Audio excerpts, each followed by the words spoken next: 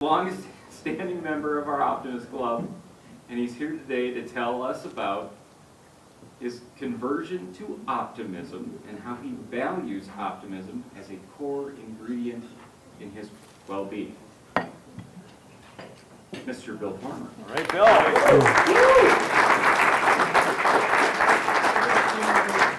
Thank you.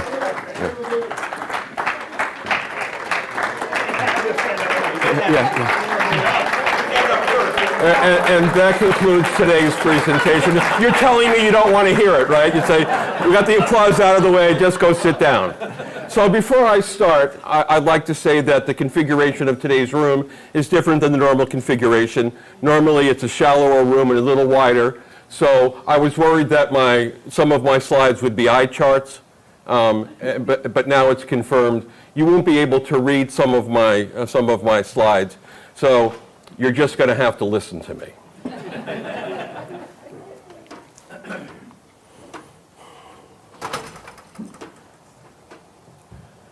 Hello, I'm Bill, and I'm a pessimist. I want to thank everybody who's organized these meetings. They've really been helpful to me in my recovery. It's been now more than 20 years since I've drank from the bitter cup of high-octane pessimism. I'd like to thank my sponsors, and all of you who have contributed to my recovery. I've been coming to these meetings now for about 10 years, and this is the first time I've had the courage to stand up, talk to you, and tell you my story. And that's what I plan to do today, tell you about my conversion from pessimism to optimism, and share with you some of the lessons I learned along the way, if that's okay.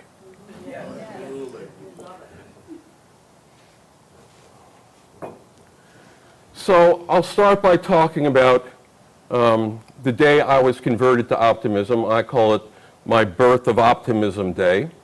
I want you to think about a time where you woke up and you were disoriented. You had no idea where you were or how you got there. And that happened to me on the day I became an optimist. I woke up walking along the service road to 35W. I had the night before partied at a house that was about a half a mile from where I woke up. And it had taken about a half a mile of walking for enough blood to carry enough oxygen to my brain to bring me to consciousness. It was a hard time in my life. I was a pessimist. I was depressed. I heard voices in my head, and I used drugs and alcohol to quiet the voices. And so when I woke up, walking along that road to 35, the service road to 35W, I was completely disoriented and depressed. And I had no idea where this was going to lead. T.S. Eliot eye chart, right? First eye chart. T.S. Eliot tells us that our beginnings never know our ends, and I had no idea where waking up that day, where that day was going to lead. Psychology has classically dealt with trying to bring people from dysfunctional up to functional. And the slide into dysfunction follows a certain pattern. First of all, pessimism puts one at risk to the slide into the trough. You have an adverse event which instigates the descent. And when we have bad things, adverse events occur to us, we tend to play them over and over and over in our minds. We ruminate on them. And this rumination produces a downward spiral.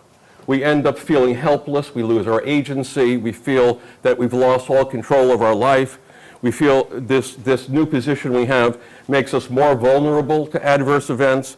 And eventually, as we have more and more of these feelings that bring us to helplessness, we end up feeling totally hopeless.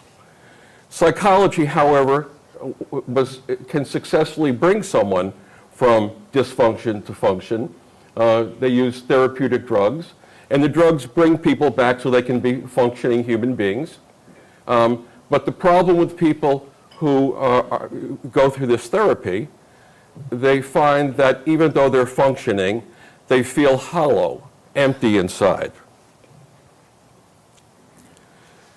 We know things. Our mind works by comparing binary pairs. We compare good to bad, happy to sad, right to wrong, us to them. And I'd like to take two of these binary pairs to sort of set the groundwork for talking about my conversion and my beliefs about optimism. The first binary pair I want to talk about is virtue versus vice. Sorry about that. So this chart shows two cycles. One is the vice cycle and one is the virtue cycle. They're mirror images of each other. For the vice circle, we get the benefits up front, and then we pay a long-term price for those benefits. This cycle is also called the addiction cycle, and the person I was on the day I became an optimist is an example of vice. I used drugs and alcohol to kill my pain and paid a long-term price for it in both my mental and physical health. The counterpoint is the virtuous cycle. You pay up front, and then you gain long-term benefit. Think of a company that develops new products. They invest and they pay money to develop these products, and then when the product comes to market, they gain the benefit of profitability over the long haul. I want to focus today on virtue and talk about what I consider to be the virtuous optimism cycle. We all know from our Judeo-Christian background, there are three great virtues: faith, hope, and charity. And most of us, if you asked, would associate hope with optimism. My contention is that all three of these great virtues are critical to the optimism cycle. First, I want to rearrange them, and I want to change the word hope to belief.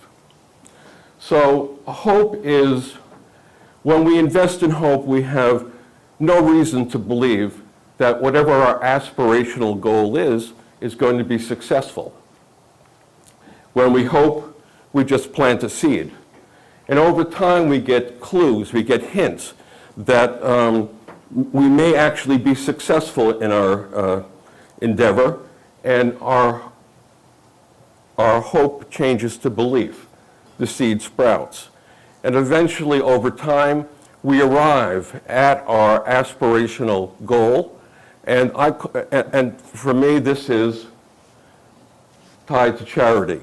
We're so full of wonder and appreciation and optimism that we overflow, that we give it to other people. If you think of our Optimist creed, promise yourself. There's the aspirational hope.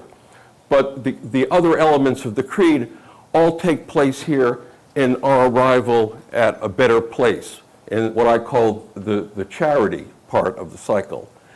Show as much enthusiasm for the success of others as you show for yourself.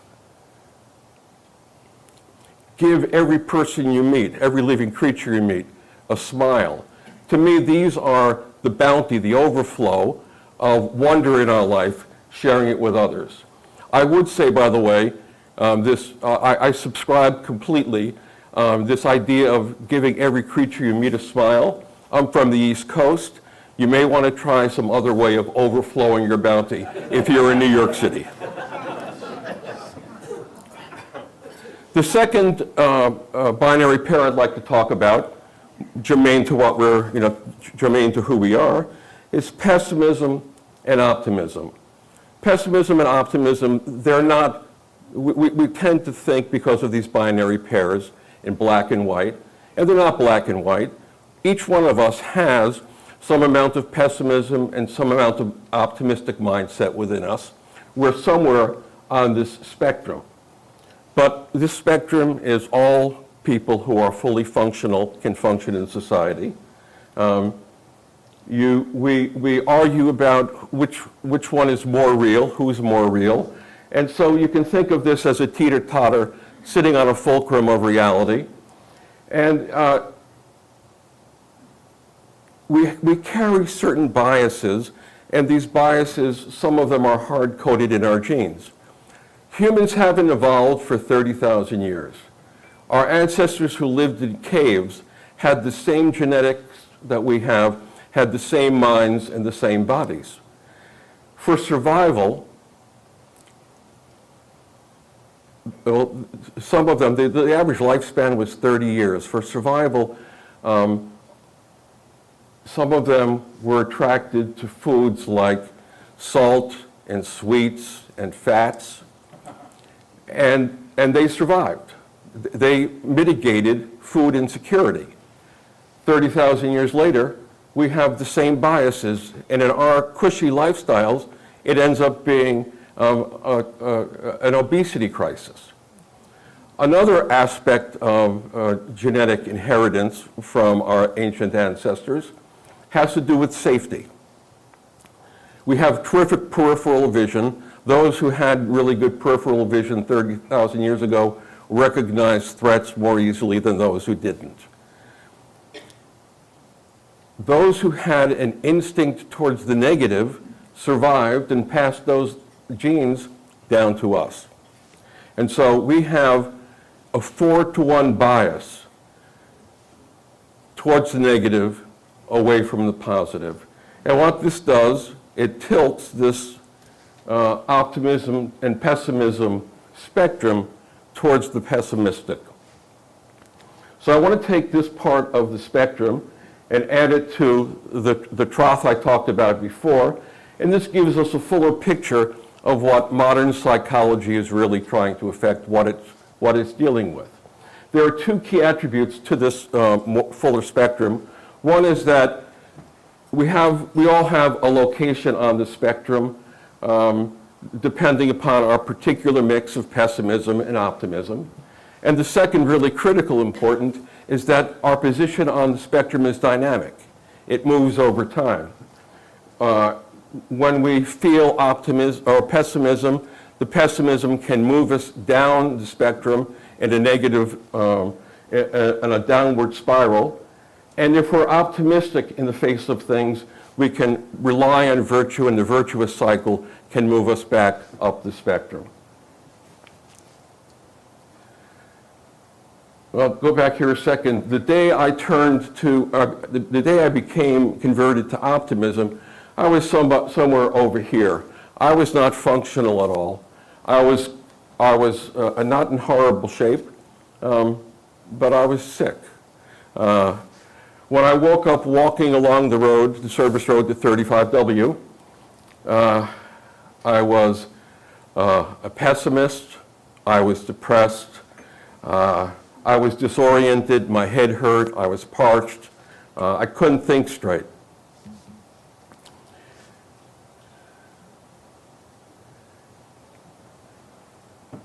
To be perfectly honest, I was mentally ill. It had been a particularly hard time in my life. I had gone through a series of adverse events, each of them knocking me further and further down the spectrum. Over the course of the previous year, my father had died. I had gotten divorced. My mother had contracted cancer.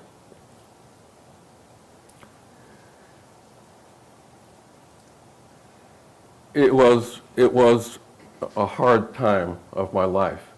When I came to and realized where I was, I recognized that there was a convenience store about 2 blocks away, and I had some money in my pocket. At the time, I was working in a Mexican restaurant as a busboy in my late 20s.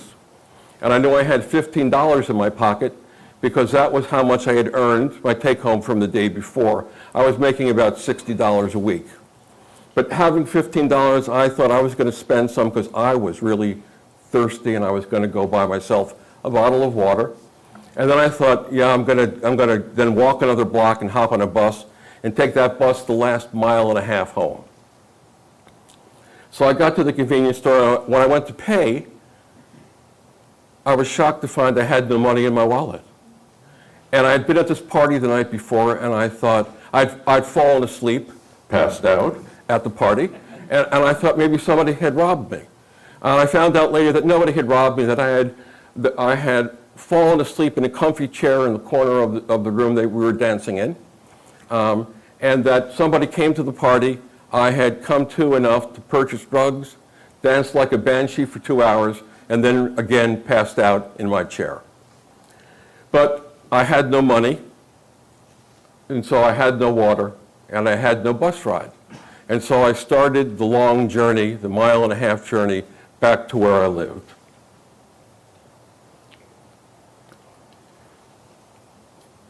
About the same time I was converting from pessimism to optimism, the field of psychology was taking on the idea of optimism. Helplessness, in psychology, people had been trained, they had trained dogs in helplessness. They had put them in a box where they were shocked, and nothing the dogs did would allow them to escape the shock. And they were wondering, is there any way that we could actually get the dogs past that? There was a corollary in people, that people like myself who had gone through a series of adverse events eventually could end up feeling helpless and hopeless. And was there any way of reversing that? This new trend in psychology also said, when we get people from dysfunctional to functional, is there any way that we can move them up and get them from functional to thriving? One of the key researchers was at the University of Pennsylvania, and he was talking about his research, and he was doing his research in the context of pessimism. And one of his colleagues, hearing about his research, said, "You're not studying pessimism, you're studying optimism." And from that, the whole field of positive psychology was born. As they studied this positive psychology, they came across this thing called explanatory style. And it served them as a diagnostic tool. Explanatory style talks about how you talk to yourself primarily, but also to others when you experience an adverse event. Explanatory style came from a different part of psychology. It came from attribution theory, and there are three scales or three categories of explanatory style. This first one deals with time, the second one deals with scope, and this third one deals with the location of the cause of an adverse event.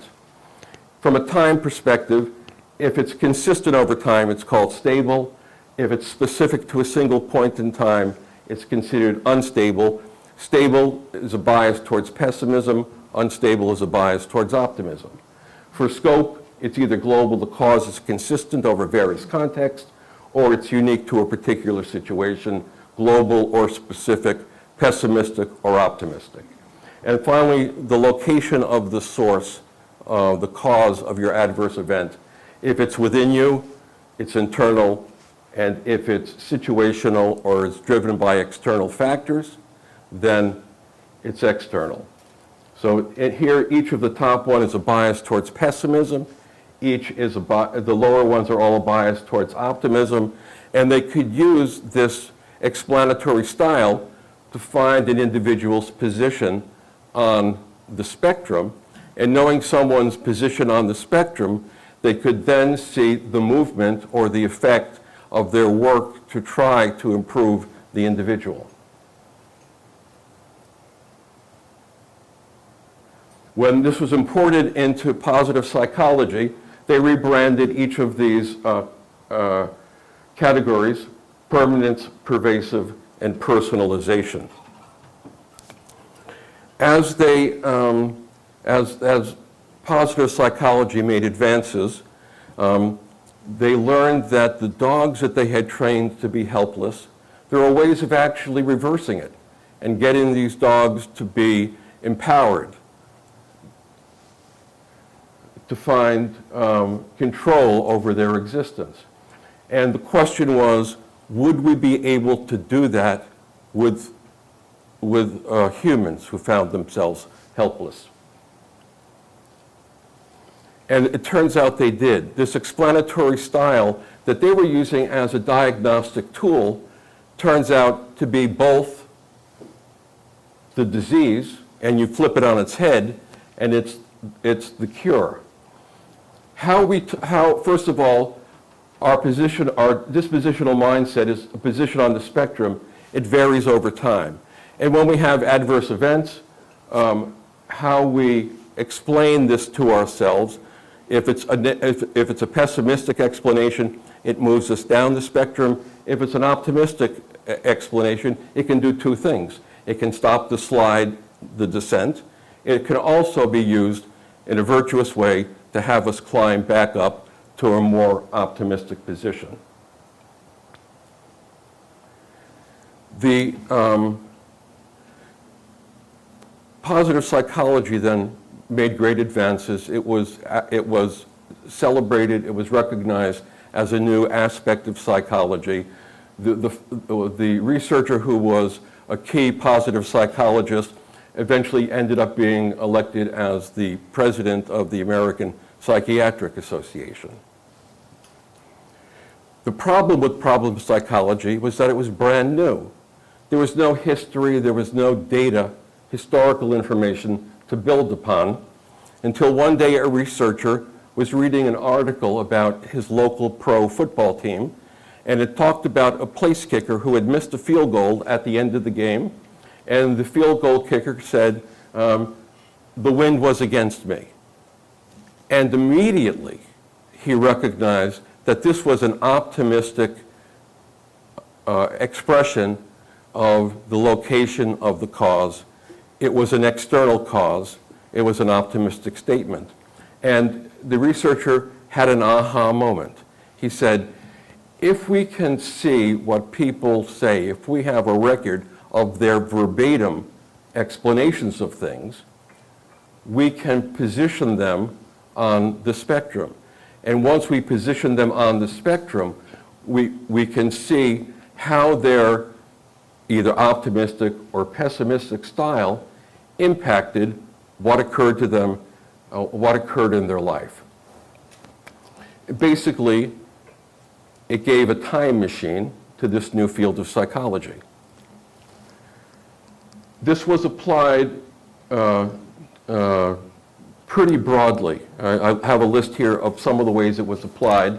It was applied to elections. It was applied to second-time cancer patients, looking to see who survived.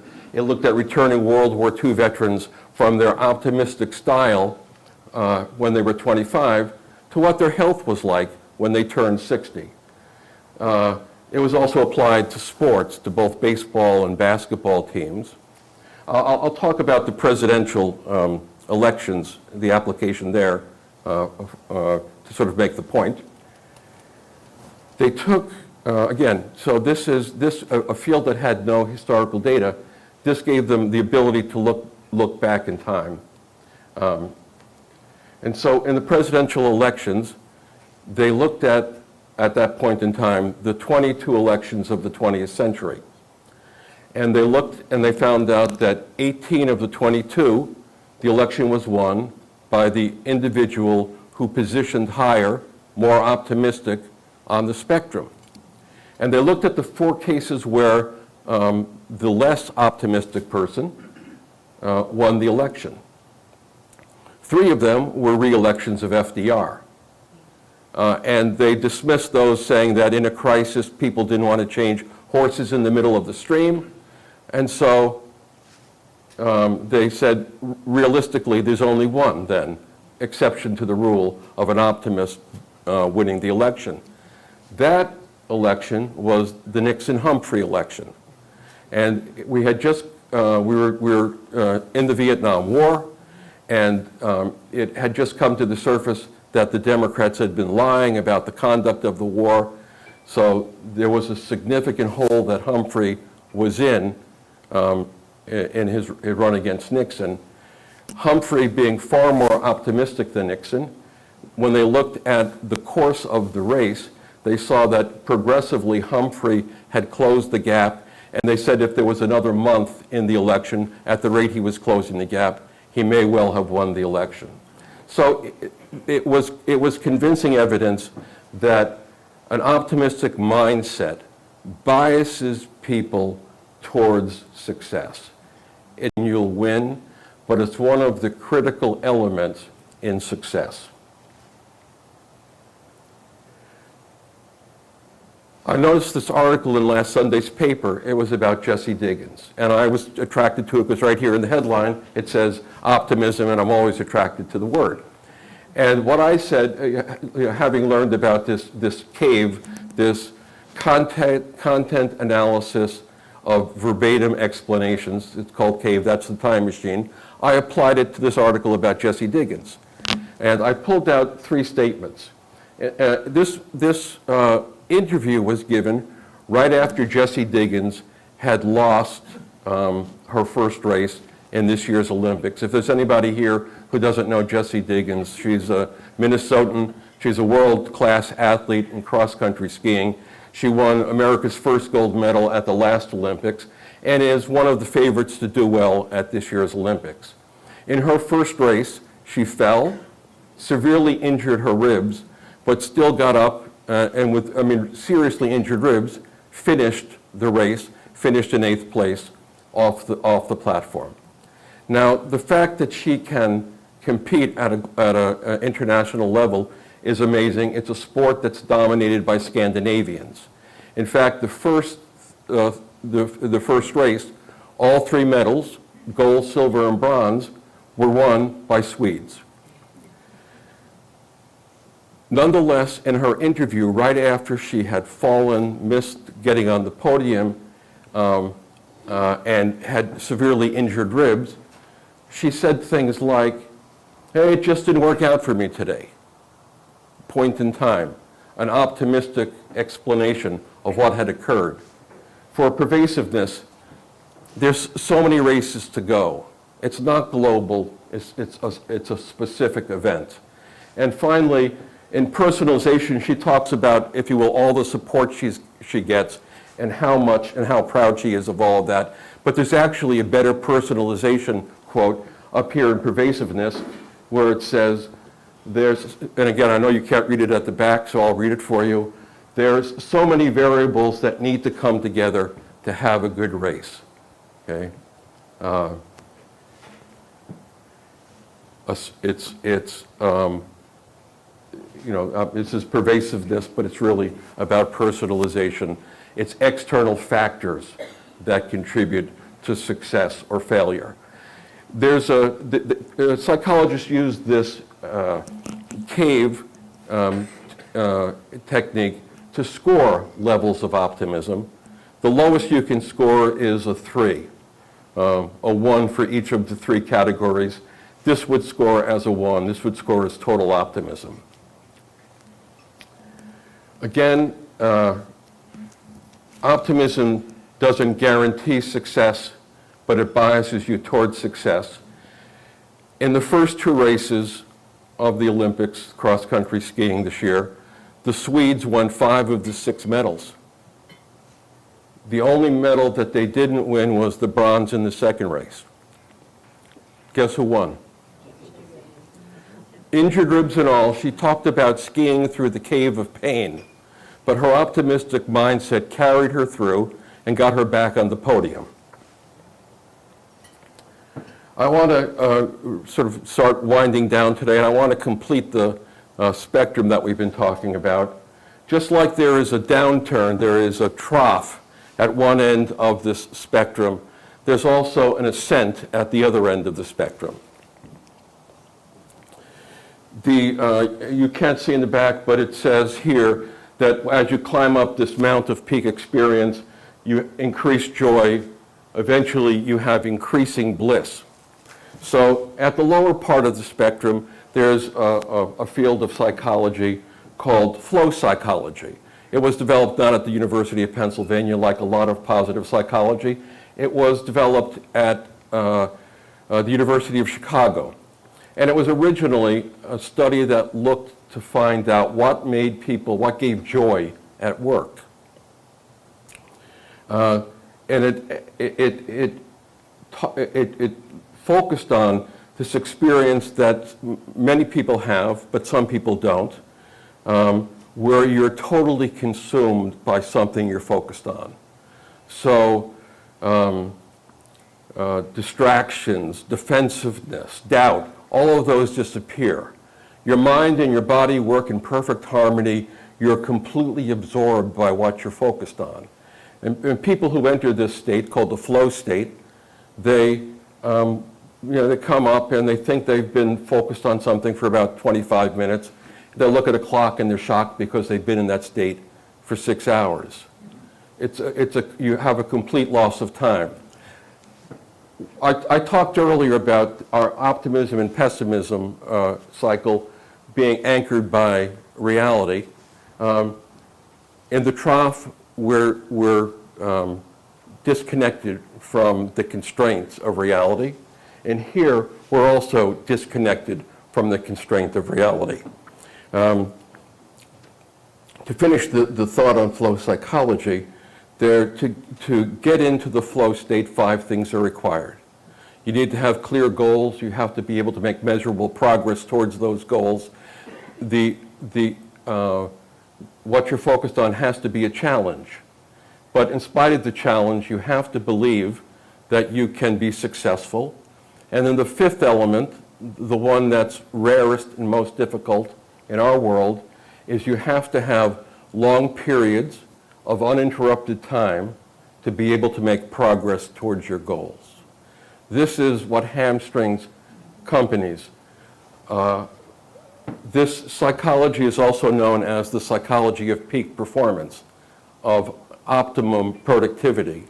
But all of those who have worked in business, when was the last time you had a long period, not interrupted by phone calls or meetings or people walking into your office, where you were able to get deep into flow and work on the problems?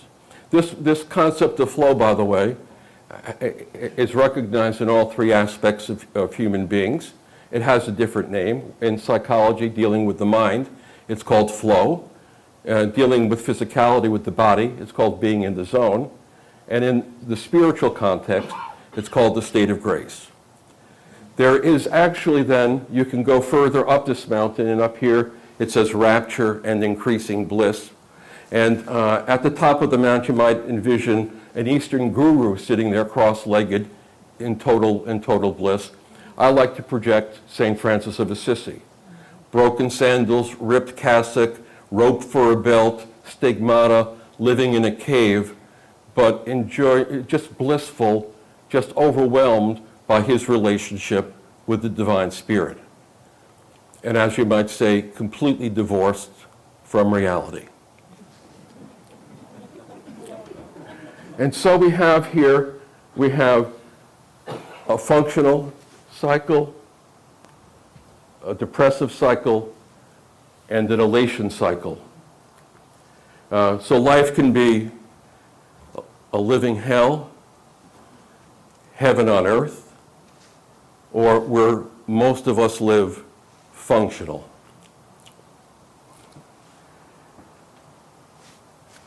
I hope it's pretty clear from what I've been talking about so far, is that what we want to do is, if this is where the fulcrum is, we want to live north of reality. If you ask a pessimist their belief system, they'll declare themselves realists. And in fact, pessimists do see things, reality, more clearly than an optimist. They're focused on what's happening right now, and they don't project into the future. Optimists wear rose-colored glasses, and whatever happens, they look to the future, to a better future. And so in my own personal journey, when I got back to functional, I did everything I could to move up the scale to become optimistic. And so my partial tongue-in-cheek beginning to this, where I thanked everybody for their support in becoming more optimistic. It was only partially tongue-in-cheek. I believe that optimism has really changed me, saved my life. Before I finish the story of my conversion to optimism, we have time. If anybody wants to ask some questions, if you have an experience that you'd like to share, feel free. But let's dialogue. Yes. My question is, what role does chemicals play into it? And I'm thinking diet. I'm thinking quickly, a cup of coffee. So I have a cup of coffee, get a little high on it, upbeat like that. Or on the other end, I'm thinking real quick, alcohol, too much alcohol, and you go the other way. Right. And then within that piece of it is, let's say I want that optimism, whatever, but the way I see it is, how do you retain it? That coffee is going to wear out. So I just. Yeah. So I would say, coffee is a very mild drug, but it still is on that on that vice. That we use coffee, and then after the immediate benefit from coffee, we spend the afternoon dragging through work because we don't have the high. There was something else you said that actually, if I can take a second here and try to recall, another point flashed through my head. The problem with listening is when you listen, you don't grab all the thoughts in your head. So one flashed through. If it comes back around, I'll share that thought. Yes, Kirk. Yeah, so a couple of thoughts that came into my mind. I think we all, as optimists, right, this is what we're supposed to be, this is kind of our monthly drug meeting, right? Mm-hmm. Right, exactly. Yeah. But I think we are all surrounded by pessimists too, right? Right. Negative people, right? Naturally negative. And we love these people. Two of the closest people in my life are negative people, and I love them to death, right? But, so how do you, in theory, how do you combat that? Then I throw in the theory of, hang around 4 optimistic people, you'll be the 5th. Hang around 4 rich people, Right. you'll be the 5th. Well, hang around 4 negative people, right? So how do we combat that? And how do we still love these people? Because we have to, right? I mean, that's our job, and we love these people. But how do you, I guess what I'm looking for is how do you, not fix them, because I don't think they need to be fixed at all, right? But how do you coexist sometimes with folks like that? So my take would be that you focus on yourself. You use this new tool that we've learned, explanatory style, to if you will, insulate yourself. If you find yourself being dragged down, remember the virtuous cycle can bring you back up. You can the dynamism of that spectrum is you can move down it or you can move up it. And if you have self-control, if you're not helpless, then you can, this explanatory style, actually, I didn't talk to this point, but is a learnable skill. So now, if you understand the explanatory style, you don't need to go to a psychologist or a psychiatrist for help. You can learn it and you can develop it as a personal skill.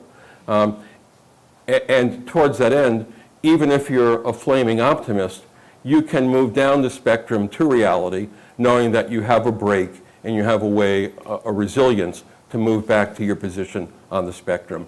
One more thing about pessimism versus optimism. George Bernard Shaw talks about, he says, the world needs both pessimists and optimists. The optimist invented the airplane, the pessimist invented the parachute. And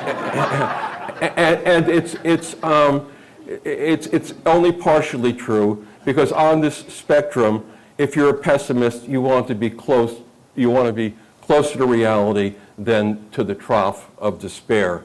You're vulnerable as a pessimist to being knocked over and sent over the cliff. Do we have time for? Okay, one more question, and I'll need about 3 minutes to wrap up after that. David. Oh, I wanted closure on that anecdote. So you're there, you can't get your water, you've got no money. That comes next. Okay. In fact, in the interest of time, in the interest of time, I'll go there. But all of the table hosts have an envelope with cards in it, and the card has both a picture of the spectrum, and it also has some further explanation of explanatory style, and it also has my contact information. If you're interested in getting together, talking about this, peeling the onion, contact me. I'd love to have coffee and peel the onion with you. So the day of my birth of optimism. So I arrived home, and I was I was renting a single room in a house. There were other boarders there. I didn't have a kitchen, so when I got home, the first thing I did is I went to the shared bathroom and drank about 3 glasses of water because I was completely parched, completely dehydrated. And then I went into my room, I went to my bed. I had a bed, laid down on my bed, and I stared at the ceiling.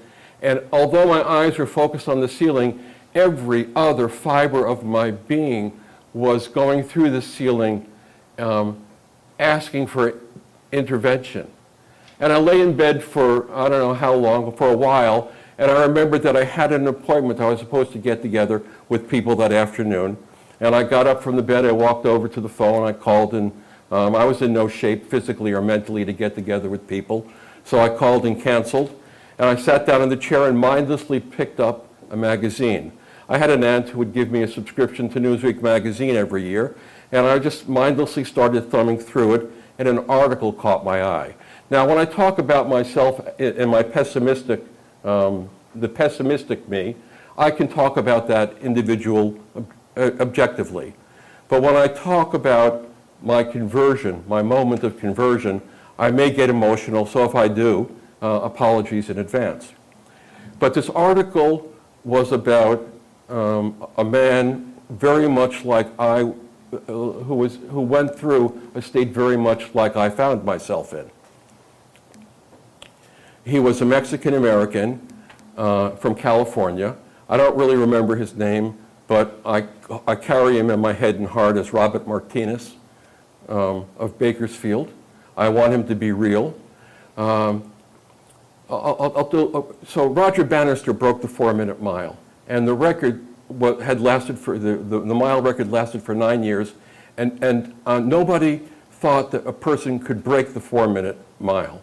And Roger Bannister, when he broke it, not only broke it, he shattered it. He beat it by 2 seconds. He broke the existing record. After he broke it, the next person to run a 4-minute mile did it 46 days later. Everything is impossible until it isn't. So Robert Martinez, he was drummed out of the Marine Corps with a dishonorable discharge. He had a vagrant's life, and eventually his downward spiral led him to living on the street. He picked himself up, went back and got an education, and the basis of the article was that he was graduating at that point in time at the top of his class from Harvard Law. And I said, if he can do it, damn it, I can do it. And that was the moment of my conversion. When I made that conversion to optimism, I bawled like a baby for about 10 minutes. It came off in sobs. I got a lot of that trash out of my system. A year after my conversion to optimism, I enrolled as an engineering student at the University of Minnesota. 5 years after my conversion, I moved from hope to belief. There were enough signs that I was on a good and decent course and could make something of myself. 10 years after my conversion,